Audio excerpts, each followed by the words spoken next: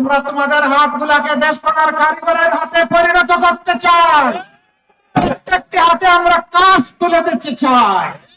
আমাদের তরুণ তরুণী যুবক যুবতীরা কারো কাছে দয়ার বেকার ভাতা চায় না।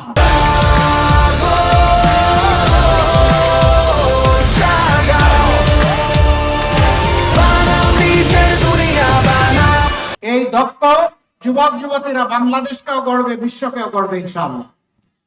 আমরা সেই বাংলাদেশটা চাই। বয়সের একটা প্রান্তে আমরা চলে এসেছি।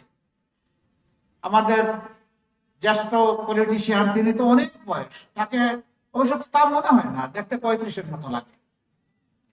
আলহামদুলিল্লাহ, আল্লাহ তাআলা তাকে এভারগ্রিন রেখেছেন, কিন্তু তিনি অনেক বয়স্ক মানুষ। আমাদের এখন চলে যাওয়ার হিসাব নিকাশ আমরা কার কাছে রেখে যাব?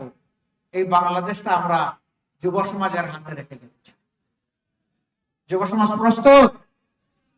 প্রস্তুত হয়ে যান এটা কবুল করার জন্য। 12 তারিখে কোনো দুর্বৃত্ত এই যুব সমাজের বুটে যদি হাত দিতে চায়, সেই হাতকে ঘুরিয়ে নিতে হবে। এরা যৌবন পেয়েছে কিন্তু বুটের অধিকার পায় না, পিপাসার্থ হয়ে 12 তারিখের জন্য অপেক্ষা করছে।